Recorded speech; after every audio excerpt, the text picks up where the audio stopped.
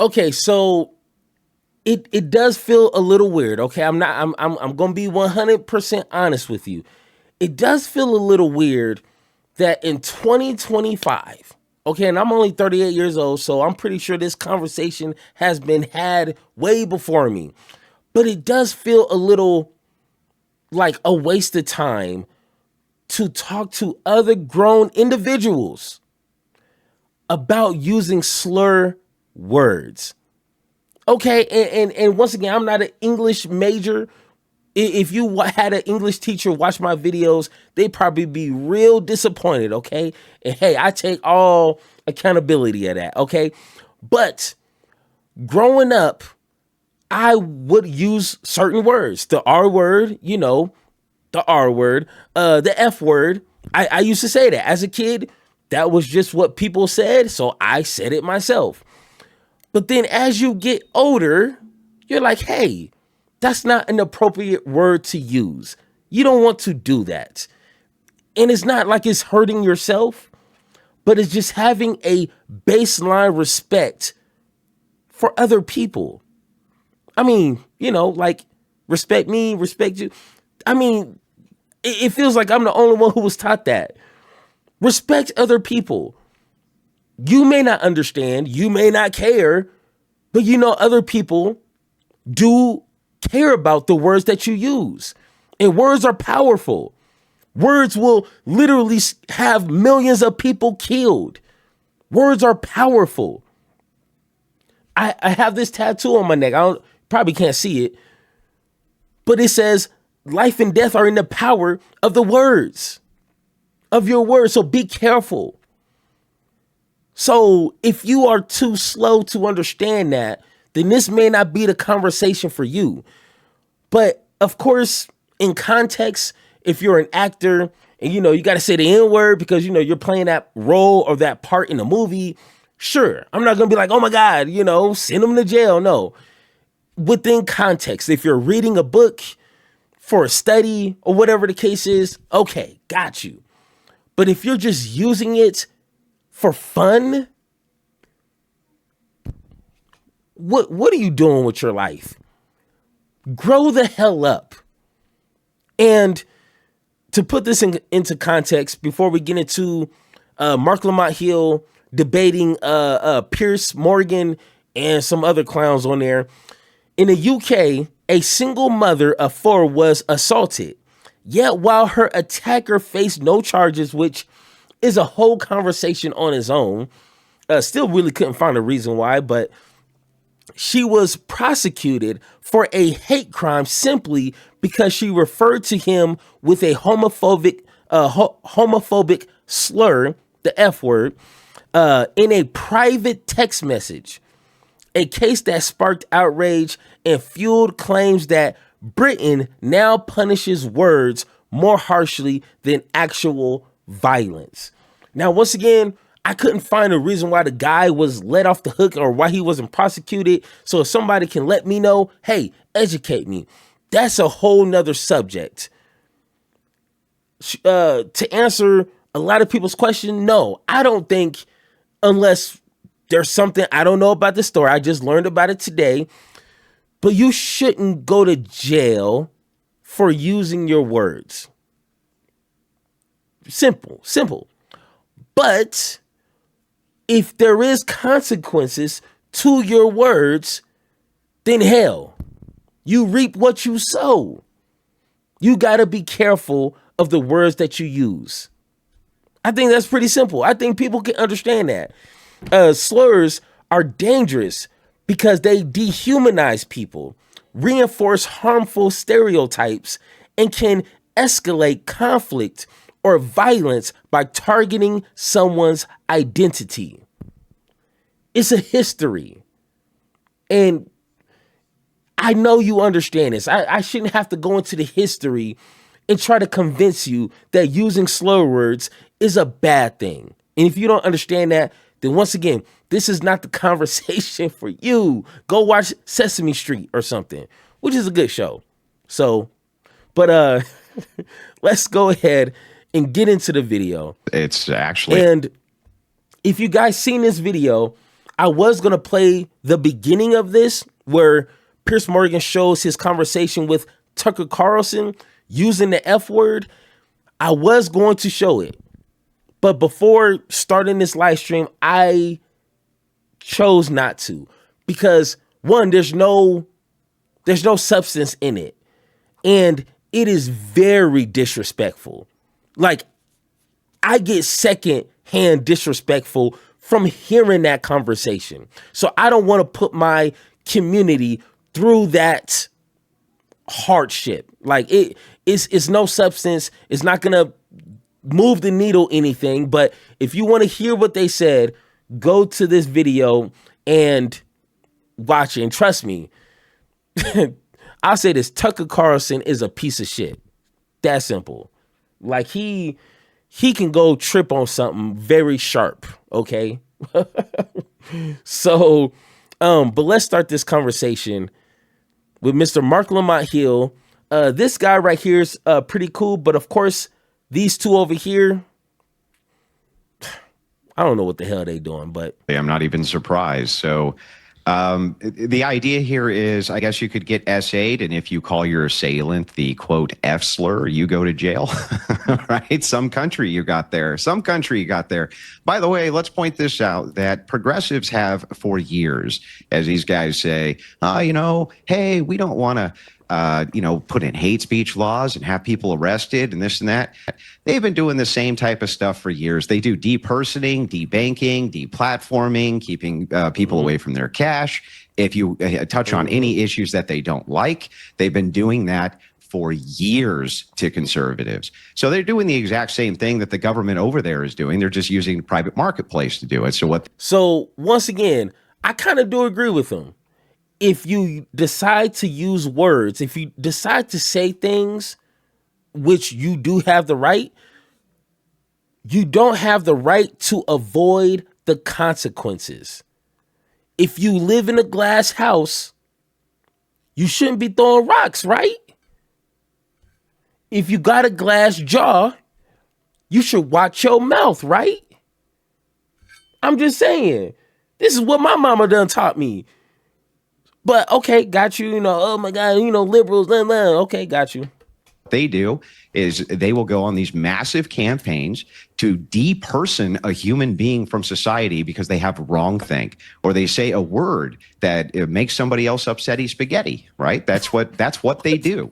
And the fact of the matter is like, who gives a shit? Who cares if this woman didn't care? Who cares if she was like, you know what, I am homophobic, and I said it because I'm homophobic. That's her business, right? You can say what you want. You're supposed to, at least in free nations, and that's not what you have there. And that was Tucker Carlson's point. You don't have a free nation there. But once again, you're free to say what you want to say, but why do you think you're free from consequences? Like idiots, like they don't have two brain cells to rub together. I promise you.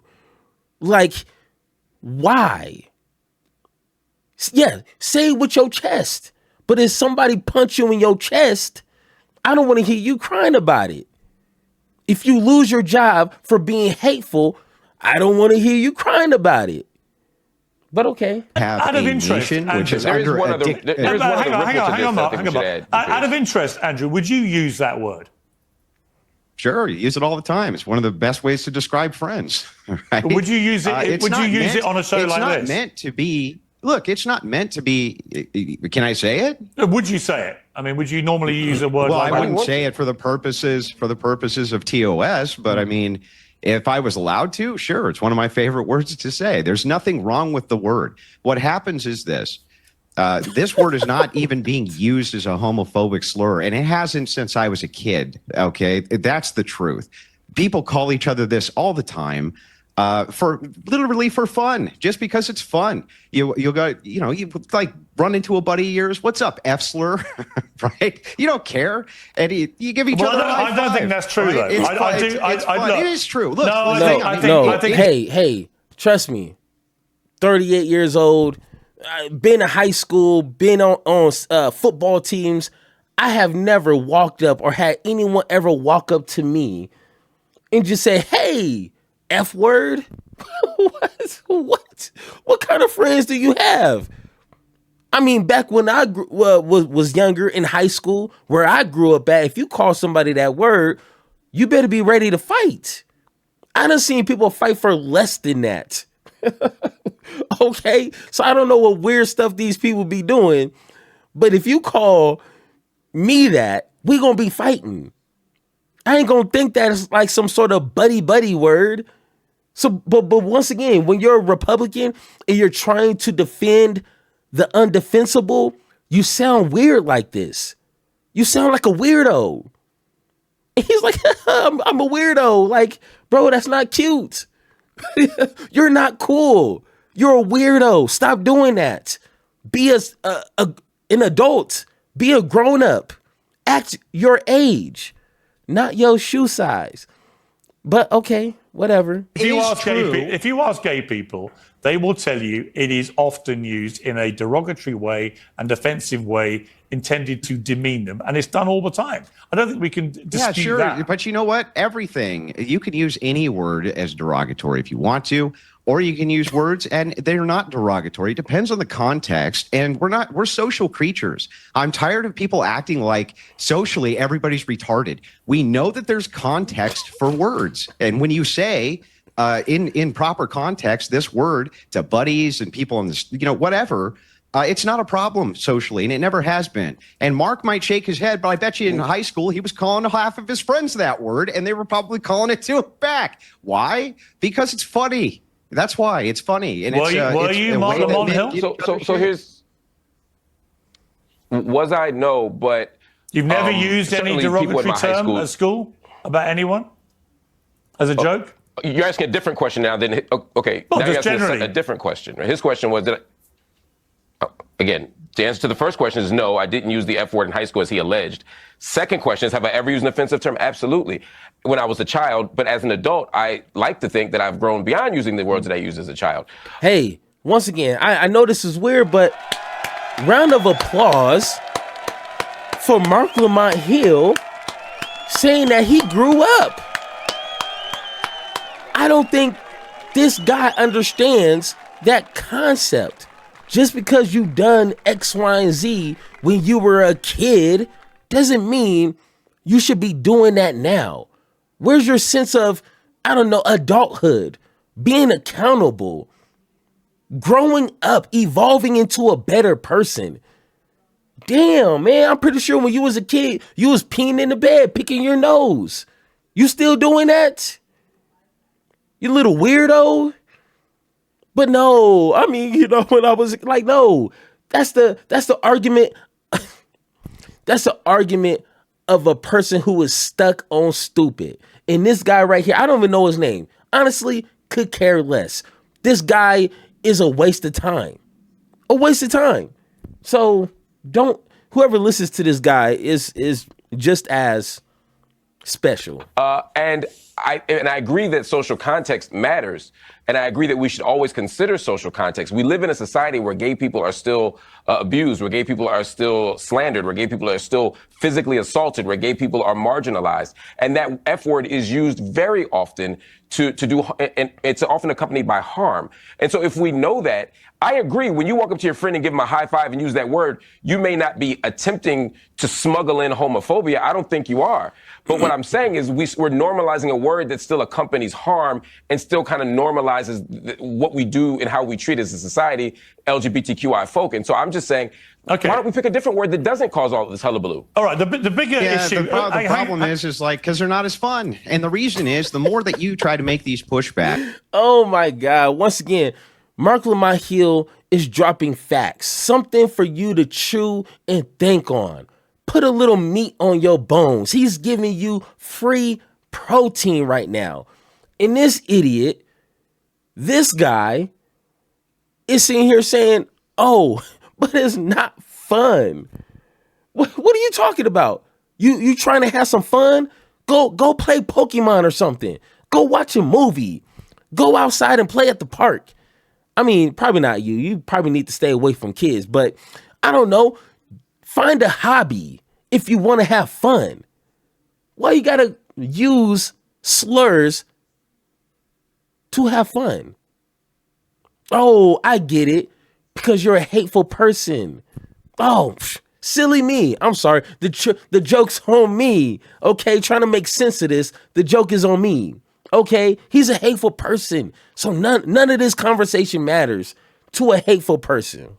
These social pushbacks and tell people what they can and can't say. It makes them want to say it more. And you know what, Mark? Like that's what happens. The second you start making social pushback and say, hey, this word you've been calling your friends and you guys have been joking around for years saying this stuff, you're not allowed to say it anymore because now somebody's going to get too upset about it.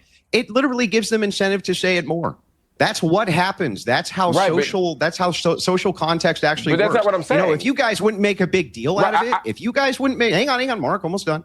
If you guys wouldn't make a big deal out of it, we wouldn't have a big deal, right? But you guys make the big deal out of it. All right, let me bring in Brendan because. So I'm not, well, hang on, Mark. I'll come back to you. The bigger issue, it seems to me, here with the UK is that the Times newspaper recently revealed that police officers are making 12,000 arrests a year under Section 127 of the Communications Act and Section 1 of the Malicious Communications Act. In other words, similar instances to this. That's 30 arrests a day over offensive posts on social media and other platforms. Thousands of people being detained and questioned for sending messages that, quote, cause annoyance, inconvenience, or anxiety to others via the internet, telephone, or mail. There's been a 58% increase in these arrests since before the pandemic. I mean, this seems completely nuts to me. Joe Rogan said they've already arrested 12,000 people for social media posts. We got a clip of him talking about this. They've already arrested 12,000 people. I don't know if I can. I'm gonna have to fast forward that because I get demonetized playing his video. Say, Brendan, that's probably a mischaracterization. If you actually went over the 12,000 cases, you could probably see a lot of very offensive things in there. I don't know, but I'm surmising It's not just criticizing an immigration policy that's causing the arrest. But in a country that's supposed to be one of the leaders of free speech historically in the world, this is pretty terrifying, isn't it? It's just Kafka stuff. It's awful. It's like the Stasi. You know, older listeners and viewers will remember the German Democratic Republic, and they had the Stasi that would literally listen in on private conversations, that would literally rent out the apartment above the apartment of some dodgy person and listen through the floor to make sure they weren't saying problematic things. We now have a similar system in the UK. People are being arrested and in some cases punished for things they say. And, you know, it's now December, so any minute now we are going to see the annual controversy about the Pogues' great song, Fairy Tale of New York, which has the famous lyric, you scumbag, you maggot, you cheap, lousy, beep. You know, we're not allowed to say it, apparently, but that is a great song. That word is often bleeped out.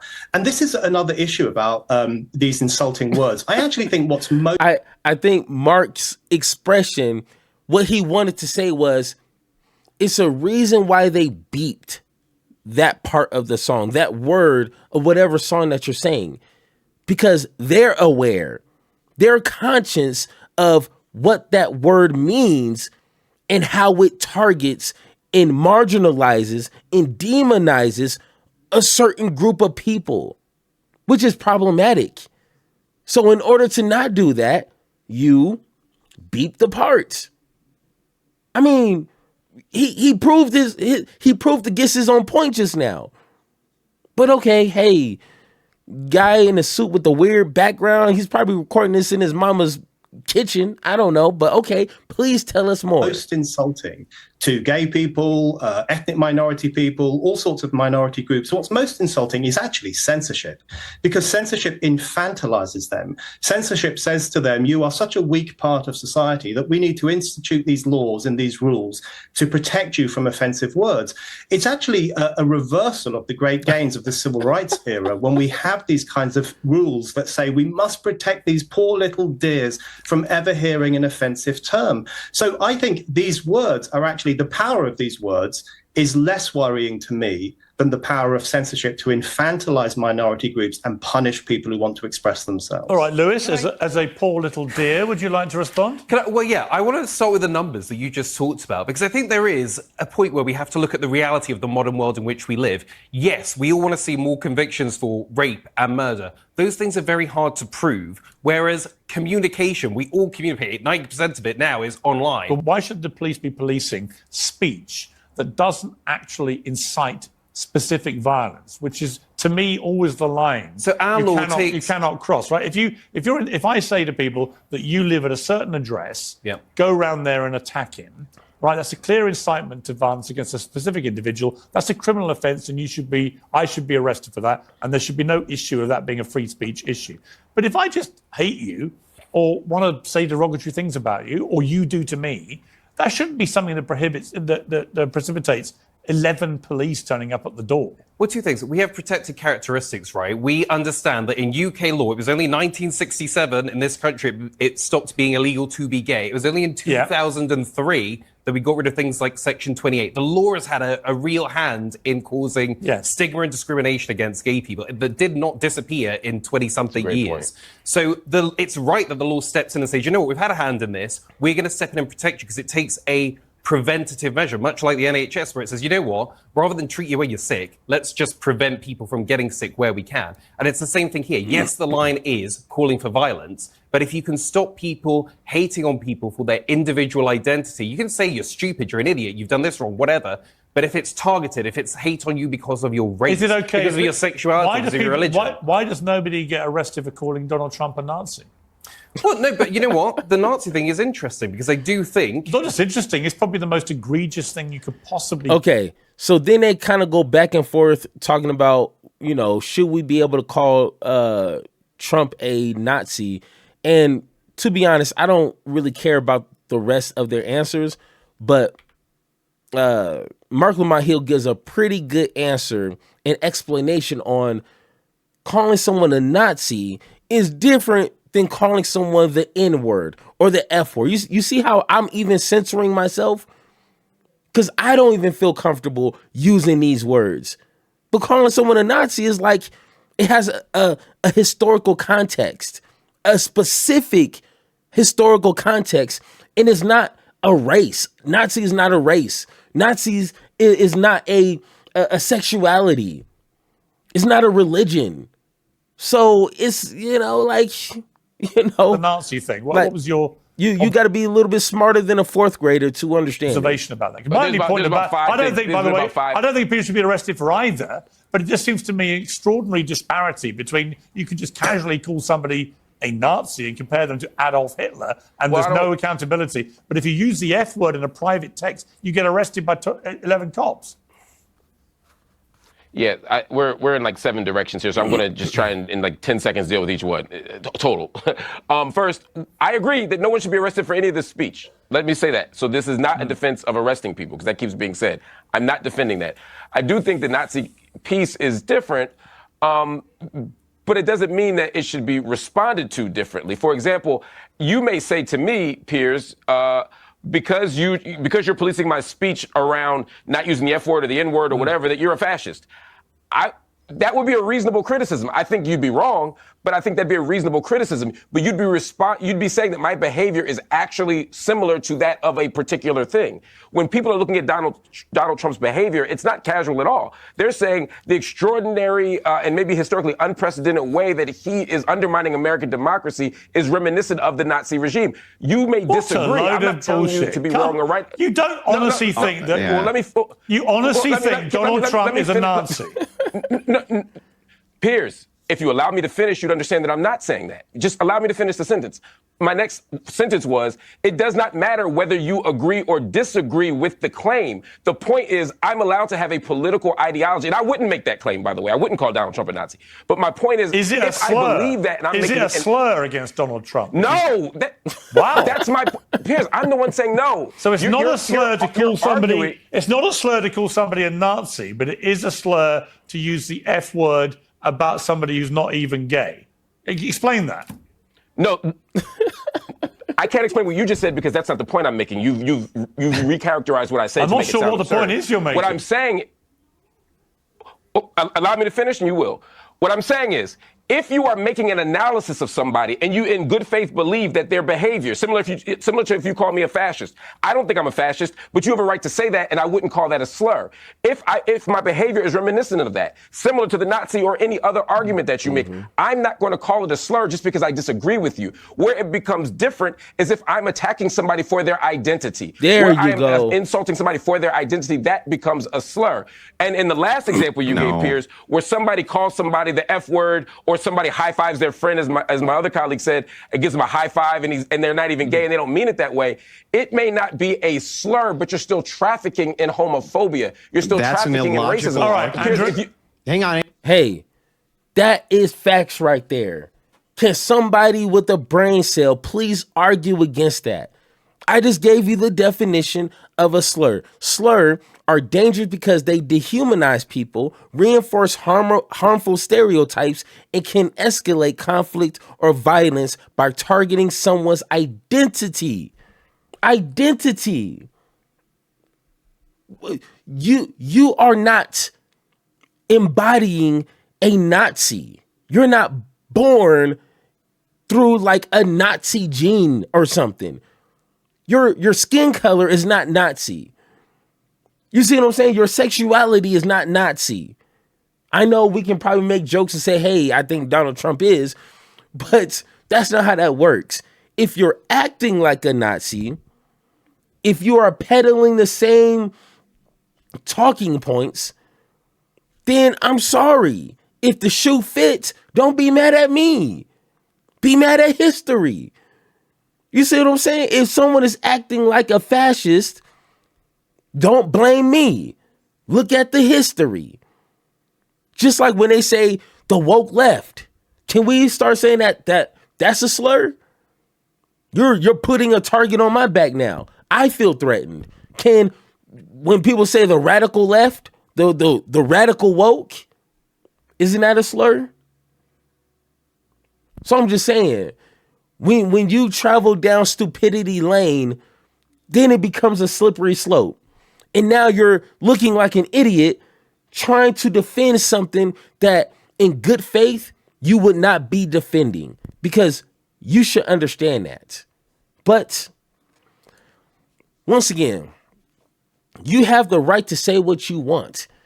And depending on the circumstance, once again, on an individual basis, because I know there could be cases where people can take their speech way too far.